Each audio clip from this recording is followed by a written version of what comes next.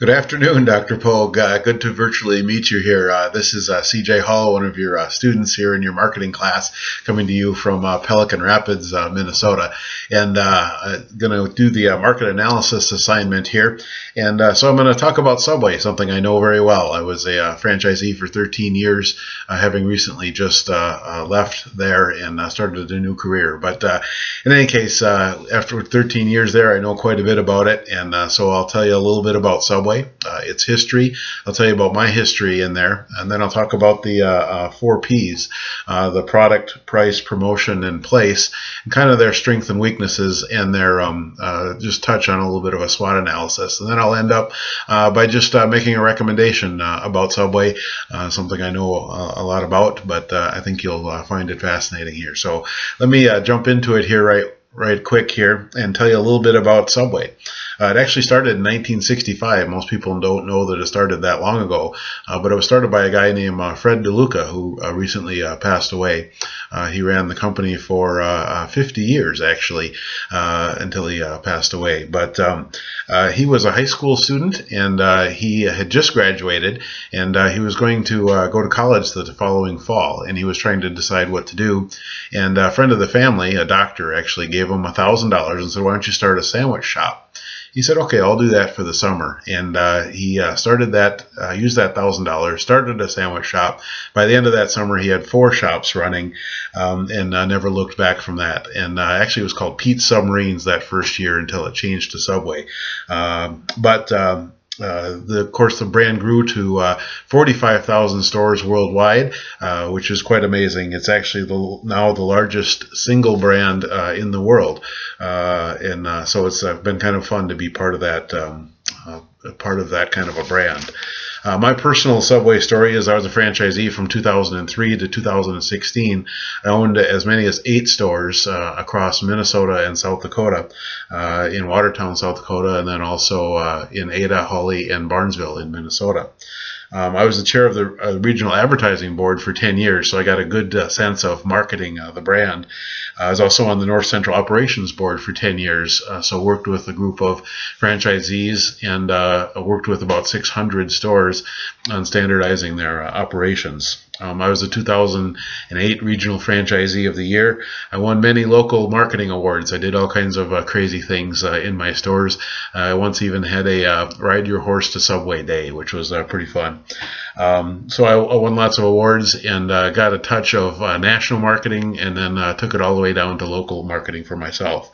I spoke at many national conventions on customer service, employee bonus programs, and local marketing initiatives and things like that. So I had a great experience in the brand, and marketing was one of the things that I really liked there. But when you're looking at the 4 Ps with Subway, it really plays in all the categories. It's such a large brand that there isn't anything that it doesn't touch. When you look at the product, the strengths of the product are its brand name, of course, being such a huge brand, but also its quality. A brand doesn't get that big without having a focus on quality. Also, product variety. People don't know it, but there's so many options, and it's such a customizable experience that if you were to get every type of sandwich on every type of bread and every type of topping and seasoning, you could actually have 2 million different types of sandwiches. So its variety is actually one of its strengths. Its weaknesses is the number of SKUs that it has to carry to make all of that happen. If you look at all of the stuff that it has to carry on its line, compare that to some of the other quick serve brands out there, and you'll see a big difference. When you look at the price category, a threat is discounting, and its brand perception that may come with that is that it's cheap. There's been a big focus on discounting the last couple of years as sales have been flat to down, and discounting can be a dangerous strategy. It hurts the franchisee, can cheapen the brand name in the market there. There is an opportunity with that, though, in that the brand can keep prices reasonable, unlike other competitors. It has the power of, its size to be able to buy across the board at a very reasonable price. When you look at promotion, its strength is its advertising power. $3 billion annually gets spent on advertising across the board. With that kind of strength, a lot of things can be done. Of course, a threat, and one that people have seen readily, is PR. Negative PR, it's easy to see, Jared, can have a compounding effect on such a big brand. A big brand like Subway can really get hurt, as it did, with negative PR, so that's definitely a threat.